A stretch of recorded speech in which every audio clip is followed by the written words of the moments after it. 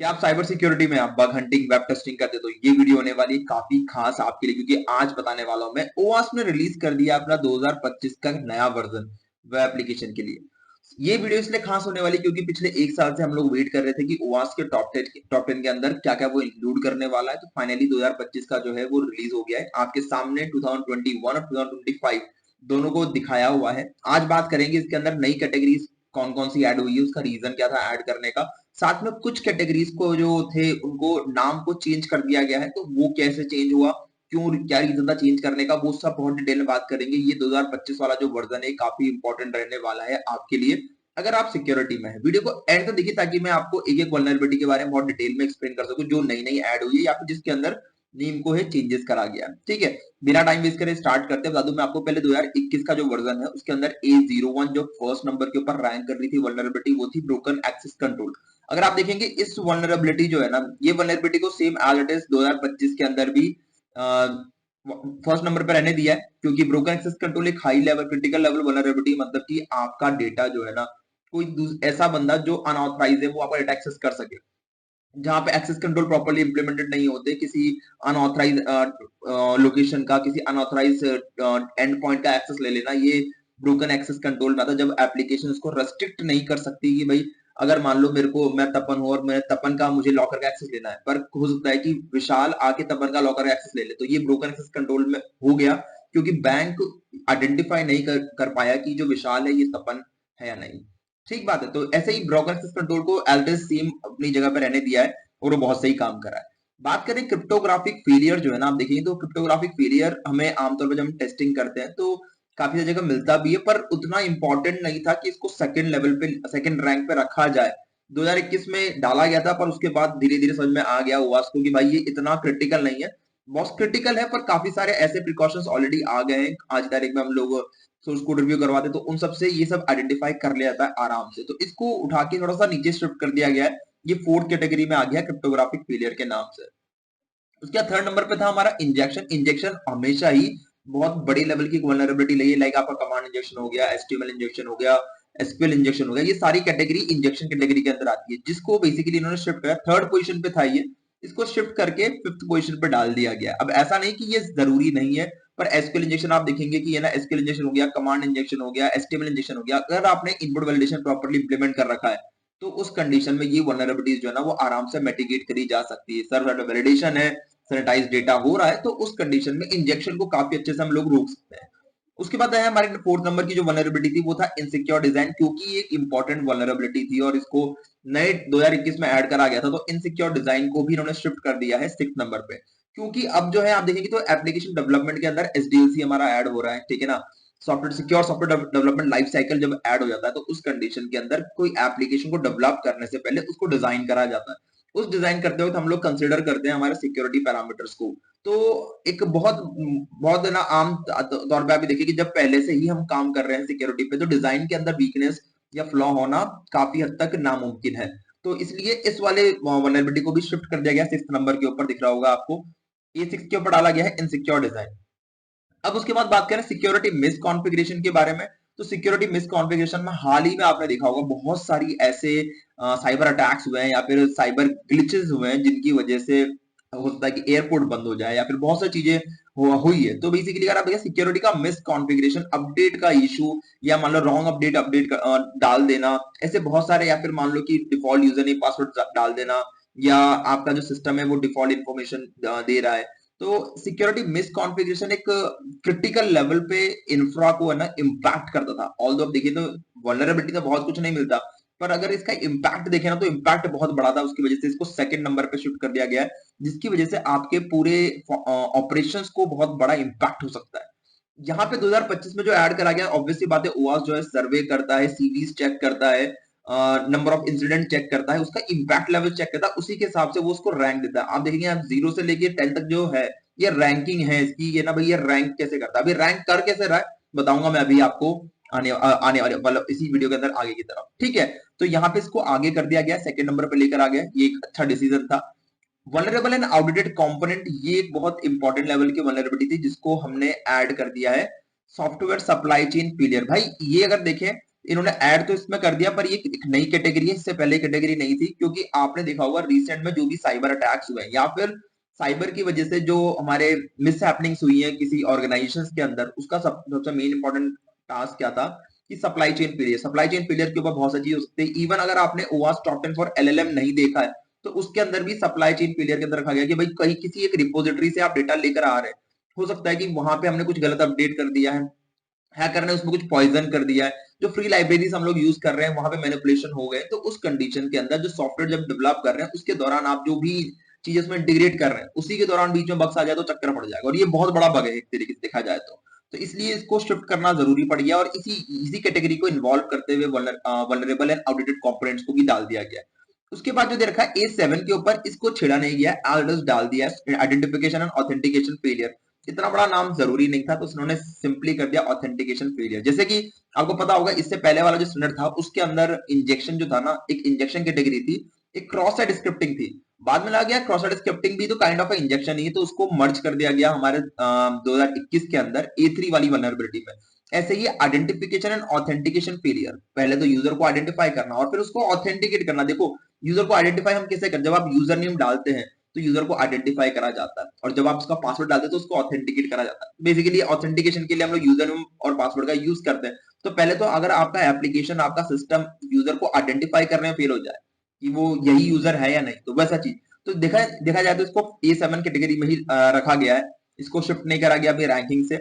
उसके बाद software and data integrity failure को भी एल्डेस रखा गया है, क्योंकि एक अनऑथराइज मॉडिफिकेशन आपके डेटा के अंदर, सॉफ्टवेयर के अंदर एक बहुत बड़ा वल्नरेबिलिटी इंट्रोड्यूस कर सकता है आपके एप्लीकेशन में। तो A8 के ऊपर भी बिल्कुल सेम ही रखा गया है इसको। बात करूं मैं A9 के अंदर, तो A9 जो था सिक्योरिटी लॉगिन मॉनिटरिंग फेलियर। अब देखो इसके अंदर आपने देखेंगे तो A9 को है ना थोड़ा सा चेंज करा गया। क्या नाम चेंज करा गया है?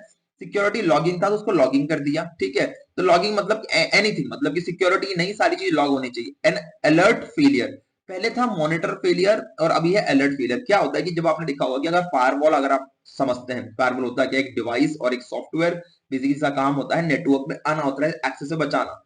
तो पहले जो फायरवॉल हुआ करते थे उस फायरवॉल के अंदर क्या होता था कि ना सिर्फ वो आ रहा है रूल के हिसाब से चेक कर रहा, अलाउ करना है कि डिनाई करना, अलाउ करना डिनाई करना। अगर इनकेस मान लो कि वो रूल मैच नहीं करता तो डिनाई कर देता है, ठीक है, अगर आपने अलाउ का रूल बना रखा है वहां पे तो उस कंडीशन में वो ब्लॉक तो कर रहा था पर वो अलर्ट नहीं कर रहा था। तो यहाँ पे मॉनिटर तो कर रहे हो सकता है कि किसी दिन आप मॉनिटर कर रहे हो, आपकी स्क्रीन के ऊपर आ रहे हैं कि भाई आपके अलर्ट्स आ रहे हैं कि कोई साइबर अटैक कर रहा है, कोई ब्रूट फोर्स कर रहा है, कोई एसक्यूएल इंजेक्शन करने की कोशिश कर रहा है। पर अगर उसने मुझे अलर्ट नहीं करा तो माइट बी पॉसिबल मैं उस टाइप के इशू को मैं स्किप कर बैठूंगा। तो ये एक बड़ा वल्नरेबिलिटी था जिसको उन्होंने थोड़ा सा मॉडिफाई करा है। तो लॉगिंग एंड अलर्टिंग फेलियर डाल दिया इसको कि अगर आप मॉनिटर कर रहे हो पर अगर वो अलर्ट नहीं कर रहा तो भी एक फेलियर है वो, ठीक है। उसके बाद SSRF जो है सर्वर साइड रिक्वेस्ट फॉर्जरी, आपको पता होगा कि ये आपको आमतौर में हर वल्नरेबिलिटी हर साइट में नहीं मिल रहा था। अगर मैं बात करूं, अगर 100 वल्नरेबिलिटी रिपोर्ट हो रही है उसमें से 3 से 4-5 जगह ही SSRF को मिलाया जा रहा था। तो अलग से कैटेगरी बनाने की मेरे हिसाब से कोई जरूरत नहीं थी पहले भी। तो अब उसको मर्ज कर दिया गया है, ब्रोकन एक्सेस कंट्रोल में हमने इसको ऐड कर दिया है, तो यहाँ पे ऐड हो गया है। अब अगर बात करूं मैं कुछ नई कैटेगरीज जो नए आए हैं या फिर मान लो जिनके नाम चेंज हुए, A3 से स्टार्ट करेंगे, सॉफ्टवेयर सप्लाई चेन फेलियर।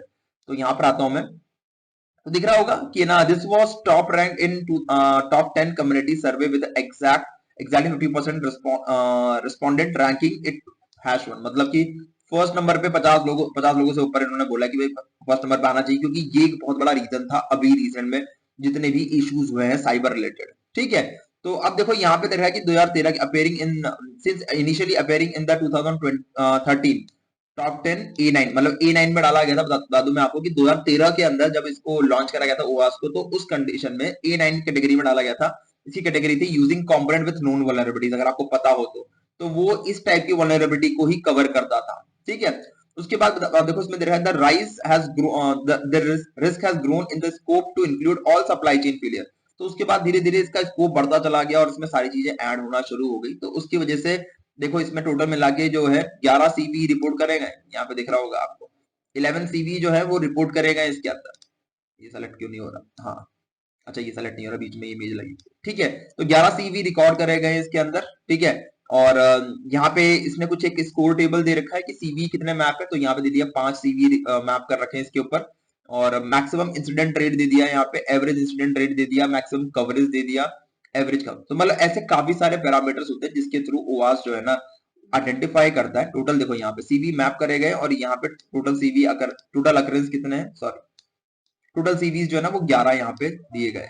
ठीक है, अब देखो यहाँ पे वही देखा है कि जो सॉफ्टवेयर सप्लाई चेन फेलियर है आर ब्रेकडाउन और other कंप्रोसेस compromises in the process of building, distributing and updating software। देखो आपको पता होगा कि ना थोड़ा टाइम पहले एक वल्नरेबिलिटी आई थी जहां पे क्राउड स्ट्राइक के सॉफ्टवेयर के अपडेट का इशू था। तो वो जो अपडेट का इशू था ना उसकी वजह से काफी सारी फ्लाइट्स जो है ना कैंसिल हो गई थी, बहुत सारे एयरपोर्ट्स फंक्शन करना बंद कर दिया था। तो देखें आपकी एक सिर्फ अपडेट का इशू जो ना ये बहुत बड़े लेवल पे इंपैक्ट करा था। तो इसकी वजह से इस वाली वल्नरेबिलिटी के अंदर ये जो है सॉफ्टवेयर सप्लाई चेन फेलियर वो इसी कैटेगरी की वल्नरेबिलिटी थी कि आपके अपडेट्स के इशू दिख रहा होगा आपको यहाँ पे कि द प्रोसेस ऑफ बिल्डिंग, आपकी एप्लीकेशन बिल्ड करना, डिस्ट्रीब्यूट करना या फिर उसको अपडेट करवाना सॉफ्टवेयर को, तो वो टाइप का अगर कोई फेलियर होता है तो वो सप्लाई चेन फेलियर के अंदर आएगा। ठीक है, there are often caused by vulnerability और malicious changes in third party code. Third party code जो हम लोग यूज करते हैं, थर्ड पार्टी फ्री लाइब्रेरीज जो हम लोग यूज करते हैं, उसमें आई हुई वल्नरेबिलिटी, उनके टूल में या फिर उनकी डिपेंडेंसीज में आई हुई वल्नरेबिलिटी को हम इसमें काउंट कर सकते हैं। ठीक है, तो अब देखो यहाँ पे you are likely vulnerable if you do not carefully track the version of all the component that you use. तो मतलब कौन कौन से कंपोनेंट आप अपनी एप्लीकेशन डेवलपमेंट के दौरान हम यूज कर रहे हैं वो अगर आप ढंग से मॉनिटर नहीं कर रहे, ट्रैक नहीं कर रहे, तो उस कंडीशन में होता है। आपने सुना होगा सॉफ्टवेयर कंपोजिशन एनालिसिस, एससीए एक होता है जिसमें हम ये चेक करते हैं कि जो हमारा सॉफ्टवेयर बना है उसके अंदर हमने क्या क्या एलिमेंट्स का यूज करा है, कौन कौन से लाइब्रेरीज, कौन कौन से थर्ड पार्टी एप्लीकेशंस का यूज करा है। तो अगर आपने उसको वो ढंग से नहीं करेगा तो यू नेवर नो कि भाई आपके कौन से एप्लीकेशन, कौन सा प्लगइन कब आउटडेटेड हो जाए और उसकी वजह से आपके एप्लीकेशन में एक बहुत बड़े लेवल की वल्नरेबिलिटी इंट्रोड्यूस हो जाए। ठीक है, if the software is vulnerable, unsupported और आउटडेटेड, मतलब अगर आपका सॉफ्टवेयर वल्नरेबल है, अनसपोर्टेड है आपका या फिर आउटडेटेड हो चुका है, दिस इंक्लूड द ओएस। अब देखो इसकी एक बहुत ब्रॉड कैटेगरी दी गई है क्योंकि इसमें ओएस भी इंक्लूड करता है, वेब भी इंक्लूड करता है, एप्लीकेशन सर्वर भी इंक्लूड करता है, डेटाबेस मैनेजमेंट भी इंक्लूड करता है, एप्लीकेशन एपीआई, जितने भी कंपोनेंट बेसिकली आपके एनवायरनमेंट और लाइब्रेरीज रन कर रहे हैं आपकी एप्लीकेशन को सपोर्ट करने के लिए, रन करने के लिए, वो सब। मतलब कि अगर मैं बात करूं कि गाड़ी की बात करूं, अगर मुझे गाड़ी की टेस्टिंग करनी है तो गाड़ी में सिर्फ इंजन ही नहीं आएगा, गाड़ी के अंदर आने वाले वो साइड ग्लासेस हो गया, आपका डिग्गी हो गया, या फिर मान लो कि आपका हॉर्न हो गया, आपका गियर हो गया, सब इंक्लूड कर रहे हैं इसके अंदर। अब देखो यहाँ देखा है, if you do not scan for vulnerability regularly, subscribe to security bulletins related to the component you use. तो बेसिकली क्या देखा है कि अगर आप रेगुलरली वल्नरेबिलिटी स्कैन नहीं कर पा रहे तो कोई डरने वाली बात नहीं है। एक सेकेंड, हाँ कोई डरने वाली बात नहीं है। आप क्या कर सकते हैं, ऐसी वेबसाइट्स पे जाके सिक्योरिटी बुलेटिन्स को आप है ना सब्सक्राइब कर लो, ताकि जो प्लगइन्स आप, जैसे आप वर्डप्रेस यूज कर रहे हैं तो जहां पे वर्डप्रेस रिलेटेड न्यूज आ रही है उसको सब्सक्राइब कर लो, ताकि अगर कोई वर्डप्रेस में कोई नया ग्लिच आया तो इंस्टेंटली आपके पास एक न्यूज़लेटर आ जाएगा। तो वो एक काफी इंपॉर्टेंट हो सकता है आपके लिए। उसके अलावा if you do not have a change management process, अब ये चेंज मैनेजमेंट प्रोसेस बहुत इंपॉर्टेंट होता है। अगर मैं कुछ भी मतलब कोई लाइब्रेरी चेंज कर रहा हूँ, कोई मैं एपीआई में चेंज कर रहा हूँ, कुछ भी चेंजेस कर रहा हूँ, तो उसके लिए एक प्रोसेस हमें ऑर्गेनाइजेशन में फॉलो करना पड़ता है, उसे हम बोलते हैं चेंज प्रोसेस मैनेजमेंट और tracking of changes with in your supply chain. मतलब कि आपके सप्लाई चेन के अंदर कुछ चेंजेस आप कर रहे हैं, उसको अगर आप ट्रैक नहीं कर रहे, जैसे देते हैं हम लोग की वर्जन 1 इसमें हमने ये चेंज करा, वर्जन 2 इसमें हमने ये चेंज करा, उसका ये आउटपुट था और यहाँ यहाँ अपडेट करा गया। तो ऐसा पूरा एक ना चेंज प्रोसेस मैनेजमेंट का एक डॉक्यूमेंट बनता है हमारा, including tracking IDE extension and updates changes to your organization code repositories, sandboxes, images and library repositories। ठीक है, तो बेसिकली आप जितनी बार चेंज कर रहे हैं तो उसका पूरा रिकॉर्ड आपके पास होना चाहिए, ताकि आपको पता चल सके कि लास्ट टाइम मैंने इसको कौन से वर्जन पे कब अपडेट करा था। ठीक है, if you have not hardened every part of your supply chain with a special focus on access control and application of a least privilege। तो बेसिकली आपको ये चेक करना है कि आपने अपने सप्लाई चेन को क्या प्रॉपर्ली हार्डन करना, मतलब क्या होता है कि आपकी सिक्योरिटी के जो भी कॉन्फ़िगरेशन है उसको प्रॉपर्ली फिक्स करना, प्रॉपर्ली सेट करना बोलता है इसको। ठीक है ना, तो वो आपने फोकस करते हुए, मतलब कि मैंने एक्सेस कंट्रोल को फोकस करते हुए या फिर लीस्ट प्रिविलेज मतलब कम से कम परमिशन देके कोई भी फंक्शन को रन कराने की, अगर इनको फोकस करते हुए आपने इसको हार्डन नहीं करा है तो दिक्कत हो सकती है। If your application supply chain system do not have any separation of duty, separation of duty बहुत जरूरी होता है। अब देखो आप एग्जांपल से बात करूं मैं, आप स्कूल के अंदर जो होता है ना, प्रिंसिपल की ड्यूटीज अलग होती है और टीचर की ड्यूटीज अलग होती है। अगर मैं ये बोलूं कि आपको पढ़ाना है, अब ये टीचर को पढ़ाना है, प्रिंसिपल को पढ़ाना, तो दिक्कत हो जाता है। तो इसलिए हमारे डेवलपमेंट के अंदर भी सेपरेशन ऑफ ड्यूटीज करना बहुत जरूरी है। No single person should be able to write the code and promote it to all the way to the production without oversight from another human being. मतलब एक ही बंदा लिखे और एक ही बंदा उसको अपलोड भी कर दे, एक ही बंदा उसको पब्लिश भी कर दे, ऐसा नहीं होना चाहिए। You should have a multiple people. भाई आपने कोड लिखा, ठीक है बा, आपने लिखने के बाद आप इसको डालोगे कहाँ पे, पुश करोगे आपके यूएटी एनवायरनमेंट, मतलब टेस्टिंग एनवायरनमेंट, वहां पे आप टेस्ट करोगे। अब आपने चला के देखा, आपने इसके जो अपना रेप्लिका है लाइव सर्वर का, उसके उसी के अंदर आपने चला के देखा कि भाई क्या ये प्रॉपर्ली चल रहा है नहीं चल रहा। फिर आपने उसको कोड टेस्ट करवाया कि भाई ये जो कोड है वो कोई वल्नरेबल तो नहीं है। आपने चेक करा लिया, हाँ कोड वल्नरेबल नहीं है, इसकी टेस्टिंग करवा दी, लॉजिक लेवल टेस्टिंग करा दी, आपने बोला कि हाँ सही है, फंक्शन लेवल टेस्टिंग, टेस्टिंग के बहुत सारे पैरामीटर वो सब टेस्ट होने के तब लगा कि हाँ बिल्कुल सही है। उसके बाद उस कोड को पुश करा जाएगा इंटरनेट के ऊपर, ठीक है ना, अपने प्रोडक्शन एनवायरमेंट में। तो बेसिकली एक पर्सन सारे काम नहीं कर सकता, मतलब कोड लिखने से लेके पब्लिश करने तक, टेस्ट करने तक, सब सारा काम एक बंदा नहीं करता। तो आपको सेपरेशन ऑफ ड्यूटीज करनी पड़ती है, इस बंदे का ये काम है, इस बंदे का वो काम है, तो वो बोला गया है, ठीक है। उसके अलावा इफ अ डेवलपर, डेवऑप और infrastructure professionals are allowed to download और use the component from untrusted source, ये एक इंपॉर्टेंट है कि भाई जो आप कंपोनेंट यूज कर रहे हैं अपनी एप्लीकेशन डेवलप करने में, कोई एपीआई यूज कर रहे हैं, कोई लाइब्रेरी यूज कर रही है, कहां से कर रहे हैं, कोई अनट्रस्टेड सोर्स से तो नहीं कर रहे आप, तो वो चीज है। तो ये एक इंपॉर्टेंट, तो ऐसे करके इन्होंने पूरा दे रखा है। अब नीचे कुछ प्रिवेंशन के मेथड दे रखे हैं। उसके बाद अगर हम बात करें नेक्स्ट वाला जो वनरेबिलिटी, वो है आपका लॉगिन एंड अलर्टिंग फेलियर, ठीक है, मैं यहाँ नहीं लेता हूँ, ठीक है। अब ये लॉगिन अलर्टिंग फेलियर का मतलब क्या होता है कि पहले इसको देखोगे क्या था, ये retains it position at 9 number पे है ये। This category was a slightly name change. अब देखो यहाँ जैसे मैंने बताया था आपको कि इसमें सिर्फ नाम चेंज करा गया, कैटेगरी चेंज नहीं करेगी। To emphasize the alerting function need to be induce action on relevant logging events, मतलब कि एक कोई जो एक है ना सिक्योरिटी का इवेंट जो था वो हैपन हुआ, मतलब आपके सिस्टम पे किसी ने ब्रूट फोर्स मारा, अब इसकी लॉग आपके सिस्टम में आके स्टोर हो गई, आप उसको मॉनिटर कर रहे हो पर ये अलर्ट नहीं कर रहा। अब अलर्ट करेगा तभी तो रेमेडिएट कर पाएगा। तो ये प्रोसेस जो है ना, मतलब जैसे बोलते सॉक सॉक सेंटर का काम क्या होता है, बेसिकली इस टाइप के लॉग्स को आइडेंटिफाई करना और उसके ऊपर रेमेडिएशन प्रोवाइड करना, उसको रेमेडिएट करना। तो जब तक ये प्रोसेस कंप्लीट नहीं हुआ उससे पहले सॉल्यूशन ही नहीं हुआ ना, मतलब कोई अटैक कर रहा है, आपके सिस्टम में लॉग आके बन गई, आपने मॉनिटर कर लिया, बस रुक गए, तो कोई पर्पस नहीं हुआ ना उसको करने का, मतलब मॉनिटर करने का पर्पस ही अगर आप उसको पैच नहीं कर पा रहे, तो जब तक कि वो अलर्ट क्रिएट नहीं करेगा उससे पहले उसकी पैचिंग नहीं होगी। तो इसलिए इसके अंदर ऐड करा गया है हमारा लॉगिन अलर्टिंग फेलियर, ठीक है। अब देखो यहाँ पे दे रखा है कि this category will always be under represented in the data and for the third time voted into position in the list from a community survey participant. तो भाई यहाँ पे जो सर्वे का पार्टिसिपेंट है उन्होंने वोट करा इसको कि भाई ये होना चाहिए, क्योंकि इससे बहुत बहुत सारे इश्यूज हो सकते हैं। सॉक सेंटर जो है पूरा हमारा इसी पे चल रहा है, लॉगिंग एंड अलर्टिंग फेलियर। अगर आपका प्रॉपरली नहीं है लॉगिंग और अलर्टिंग, तो उस कंडीशन में आपकी ऑर्गेनाइजेशन बड़े बड़े अटैक्स हो सकते हैं। मतलब कि कोई सिस्टम की वल्नरेबिलिटी तब तक वल्नरेबल नहीं होती जब तक कि कोई उसको आपकी ऑर्गेनाइजेशन में आके एक्सप्लॉइट ना कर दे। अब एक्सप्लॉइट कर ही दिया तो फिर क्या मतलब आ रहा, मतलब हर बार मैं अटैक होने का वेट करूं एंड देन उसको पैच करूं। उससे बढ़िया है कि मैं लॉगिन अलर्टिंग फेलियर को मैं फॉलो करूं, ताकि जब कोई अटैक कर रहा हो, अटैक हो ना हो उससे मतलब नहीं है, जब कर रहा हो तभी मैं उसको प्रिवेंट कर लूं, दैट इज मोर इंपॉर्टेंट, ठीक है।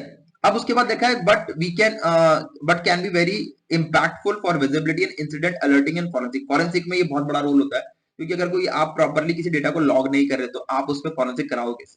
कोई अटैक हो गया, साइबर अटैक हो गया, अब उस कंडीशन में आपने उसको लॉग ही नहीं करा था तो दिक्कत है। तो वो देखा है इसके अंदर, देखो आप टोटल मिला के जो सीवी इस पे रिपोर्ट करा गया यहाँ पे दिखाता हूँ मैं, 5 सीवी मैप करे गए इसके ऊपर और टोटल अकरेंस कितना है 2,60,000। टोटल सीवीज जो थे वो 723, भाई ये बहुत बड़ा नंबर होता है। अब देखो यहाँ पे इसने पूरा दे रखा है कि without logging and monitoring attacks and breaches can not be detected, मतलब कि बिना लॉगिन एंड मॉनिटरिंग के आप अटैक्स को और ब्रीचेस को रोक ही नहीं सकते, डिटेक्ट ही नहीं कर पाओगे आप, ठीक है ना। तो एंड विदाउट अलर्टिंग इट, मतलब कि मॉनिटर हो रहा है पर अगर उस मॉनिटरिंग के ऊपर आपने प्रॉम्प्टली आपने रिस्पॉन्ड नहीं करा तो it's of no use to monitor that particular event. समझ में आ रहा है आपको? तो इसलिए जरूरी है कि उस पर अलर्ट भी होना चाहिए ताकि मैं उसके ऊपर रिस्पॉन्ड भी कर सकूं मैं। And it's difficult to respond quickly and effectively during the security incident, मतलब कि अभी अटैक लग रहा है और उसी अटैक के दौरान मैं उस पर रिस्पॉन्ड भी करूं उसी टाइम पे, तो ये बहुत मुश्किल होता है। तो insufficient login, continuous monitoring, detection, alerting to initiate active responses occur any time। मतलब अगर आपका insufficient है login, आपका कंटिन्यूस मॉनिटरिंग जो है वो भी इनसफिशिएंट है, आपका डिटेक्शन हो गया, आपका अलर्टिंग, अगर आपका ये सब जितने भी है प्रोसेस है अगर आपका इनसफिशिएंट है तो वो इस कैटेगरी में फॉल करेगा, ठीक है। अब इससे हुआ क्या, पहली बात तो auditable event such as login, कि भाई लॉगिन जब आप कर रहे हो कौन किसने लॉगिन करा, कब कब लॉगिन करा, फील्ड लॉगिन किसने कब फील्ड लॉगिन करा, ट्राई करा था लॉगिन करने के लिए। हाई वैल्यू ट्रांजैक्शन, जो ट्रांजैक्शन हो रहे हैं जिसमें हाई वैल्यूज इंक्लूडेड है, एंड आर नॉट लॉग्ड और लॉग्ड इनकंसिस्टेंटली, मतलब कि पहली बात तो लॉग ही नहीं कर रहा, मतलब कि वो स्टोर सिस्टम में स्टोर ही नहीं कर रहा उसको, और अगर स्टोर कर रहा है तो वो बहुत मतलब रुक रुक के कर रहा है, कभी थोड़ा सा करा, कभी बीच में गैप आ गया, तो ऐसा नहीं होना चाहिए। Warning and errors generate no inadequate और अनक्लियर लॉग मैसेज, मतलब कई बार क्या होता है कि आपकी पहली बात तो वार्निंग और जो एरर्स है वो जनरेट ही नहीं हो रहे, और जनरेट हो रहे हैं तो हमें समझ में नहीं आ रहा कि उसने लिखा क्या उस एरर के अंदर, तो ये भी एक बहुत बड़ा इशू होता है। कई बार आपने देखा होगा सिस्टम के अंदर आप कोई काम कर रहे हैं, एक एरर आ जाए, अब वो एरर जो आया है हमें समझ में नहीं आ रहा कि एरर का मतलब क्या है, तो क्या मतलब आ रहा है उस एरर का, तो इसलिए बताया गया ये चीज। उसके अलावा integrity of logs is not properly protected, मतलब आप भी देखें कि आपने देखा होगा कि जो हैकर होता है ना वो ट्राई करता है कि अपने जितने भी जो भी वो अटैक कर रहा है उसके लास्ट में उसको एविडेंस को क्लियर करना होता है, ठीक है ना। तो वो अगर वो क्लियर कर रहा है तो बेसिकली अगर वो लॉग में कहीं स्टोर हो रहा है, अगर उसको कोई टेम्पर कर पा रहा है तो भी दिक्कत है। तो बेसिकली यहाँ पे हमें चेक करना पड़ता है कि क्या इंटीग्रिटी ऑफ द लॉग जो है ना, मतलब उसमें कोई चेंजेस कर पा रहा है नहीं कर पा रहा, तो वो टेम्पर प्रूफ होने चाहिए आपके। Logs of the application and API are not monitored for suspicious activity, तो जो लॉग्स है आपकी एप्लीकेशन की और एपीआई की, अगर वो प्रॉपर्ली मॉनिटर नहीं हो रही सस्पिशियस एक्टिविटी को देखते हुए तो दिक्कत है, मतलब कि कोई सस्पिशियस एक्टिविटी कर रहा है, जैसे मान लो आपके एपीआई को एक्सेस करने की कोशिश कर रहा है, अब आप उसको मॉनिटर ही नहीं कर रहे, उसको लॉग ही नहीं कर रहे, तो दिक्कत है, ठीक है। Logs are only stored locally and not properly backup, अब ये सबसे इंपॉर्टेंट है कि भाई आपने उसको लोकली सिस्टम में स्टोर कर लिया, जैसे मेरे सिस्टम में एक सर्वर है और लॉग जो है मेरे सिस्टम में स्टोर हो रही है, अब इसका बैकअप मैंने कहीं रखा नहीं, किसी हैकर ने मालवेयर डाल के वो बैकअप मतलब वो जो लॉग से उसको उड़ा दिया, तो मेरे पास उसका ऑल्टरनेटिव कुछ बचा ही नहीं, तो पोस्ट फॉरेंसिक के लिए मेरे पास कुछ भी नहीं है, ऐसा देखा जाए तो समझ में आ रहा है आपको। अब देखो यहाँ पे देखा है appropriate alerting threshold and response escalation process are not in place, अब देखो ये बहुत इंपॉर्टेंट है टर्मिनोलॉजी, आप समझो इसको।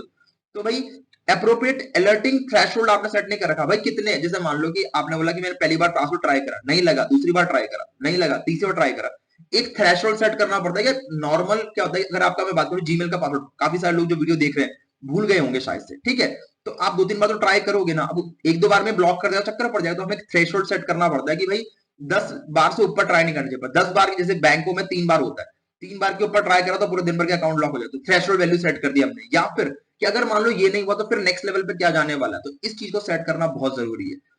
Pentesting tools, pentesting and scan by dynamic application security testing DAST tools such as do not trigger alert, तो भाई बता दूं मैं आपको कि पेन टेस्टिंग के दौरान या फिर आप जब DAST टूल का यूज करते हैं तो उस टाइम पे इस टाइप के इश्यूज को वो ट्रिगर ना करे, तो ये भी हो सकता है। तो ऐसे इसने पूरा दे रखा है, ठीक है। तो ये एक बहुत अच्छे लेवल की वल्नरेबिलिटी और ऑब्वियसली बात है इसके अंदर अलर्टिंग डालना चाहिए था उनको स्टार्टिंग में ही, मॉनिटरिंग से कुछ होता नहीं, क्योंकि हमने आईडीएस बनाया तो हम आईपीएस क्यों लेकर आए, मतलब IDs intrusion detection system detect कर दो रहा था वो नहीं, हमें प्रिवेंट भी करना है, क्योंकि डिटेक्ट करने से कोई ऑब्जेक्टिव सॉल्व नहीं होता, वल्नरेबिलिटी आई और डिटेक्ट कर लिया, रिस्पॉन्ड नहीं करा, एक्सप्लॉइट हो गया, चक्कर पड़ जाएगा, तो इसकी वजह से हमने इसको लेकर आए, ठीक है। अब समझते हैं हम लोग miss handling of exception handling. अब ये जो वल्नरेबिलिटी है ना, ये मतलब कोई बड़े लेवल की वल्नरेबिलिटी नहीं है, पर ये अपना में बहुत अच्छे लेवल की वल्नरेबिलिटी है। इसको हम लोग पहले सिक्योरिटी मिस कॉन्फ़िगरेशन में डाल देते हैं, क्योंकि सिक्योरिटी मिस कॉन्फ़िगरेशन अगर आप देखेंगे यहाँ पे सिक्योरिटी मिस कॉन्फ़िगरेशन जो था आपका वो उसके अंदर डाला करते थे पहले, क्योंकि ना जैसे मान लो कि आपका प्रॉपर्ली आपने कोई इनपुट डाला, ठीक है ना, जहां पे नंबर एक्सपेक्टेड था आपने वहां पे अपने स्ट्रिंग डाल दी, अब है ना जैसे जहां पे नंबर था वहां पे अल्फाबेट डाल दिया, जैसे मोबाइल नंबर के अंदर आप नेम डाल दो अपना, और जैसे सबमिट करा तो उसने एरर थ्रो कर दिया, या फिर मान लो कि वहां पे पोस्ट लगा दो आप, ठीक है, ऐसे इलीगल कैरेक्टर सप्लाई कर दो, सेमी कॉलन लगा दो आप, ठीक है, तो एंगल ब्रैकेट्स लगा दो, और आपका एप्लीकेशन जो एरर थ्रो कर रहा है उसके अंदर वो काफी सारे बैकग्राउंड की इन्फॉर्मेशन दे रहा है, लाइक डेटाबेस के बारे में इन्फॉर्मेशन दे रहा है, इसे हम बोलते हैं exception handling.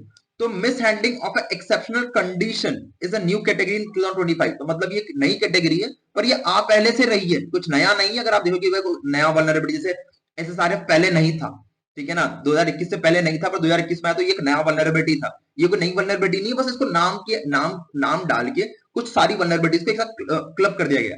This category contains 24 CV, मतलब इस कैटेगरी के अंदर 24 सीवी रिपोर्ट हुआ है, and focus on improper error handling. Improper error handling मतलब जब कोई एप्लीकेशन में कोई ऐसा एरर जनरेट हो और वो डायरेक्टली थ्रो हो जाए हमारे सिस्टम के ऊपर ही, और जो हमारे सिस्टम की इंटरनल इंफ्रा के बारे में, उसके फोल्डर स्ट्रक्चर के बारे में, उसके डेटाबेस के बारे में इंफॉर्मेशन रिवील कर दे, तो उस कंडीशन में हम इस वल्नरेबिलिटी को काउंट कर सकते हैं। लॉजिकल एरर हो सकते हैं आपके, या फिर failing open and others related scenarios steaming from abnormal condition और सिस्टम में एनकाउंटर, तो मतलब किसी भी टाइप का एबनॉर्मल सिचुएशन आपके यहाँ पे क्रिएट हो रहा है। जैसे एबनॉर्मल क्या होता है, नंबर जो है उसमें कोई अल्फाबेट डालेगा क्या भाई, तुम्हारे नंबर कौन से, तपन कुमार झा तुम्हारा कौन सा नंबर होता है, तो पर डाल दिया उसने, तो उस कंडीशन में जो एरर जनरेट हो गया उसको मैंने हैंडल ही नहीं करा, तो वो मिस हैंडलिंग हो गया मेरा एक तरीके से।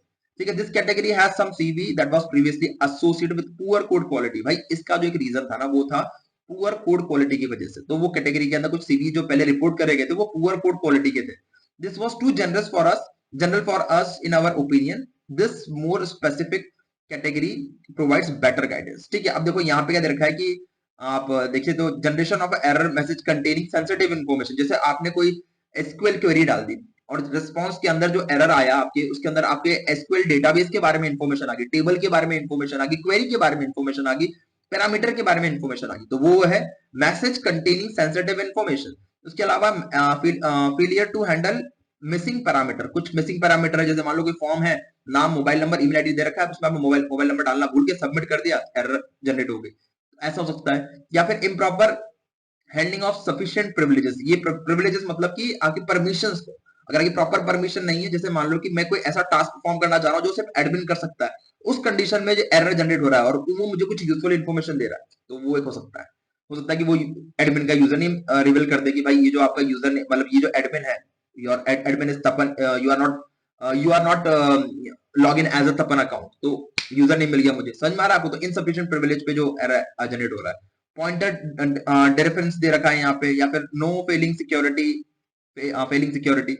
अब ऐसी काफी सारी उसमें सीवी रिपोर्ट करे, अगर आप जाके देखेंगे तो इसमें टोटल मिला के 24 सीवीज मैप करे गए, जाके चेक करेंगे तो काफी सारे आपको सीवी में हर एक के अंदर अलग अलग वल्नरेबिलिटी पढ़ने के लिए मिलेगा।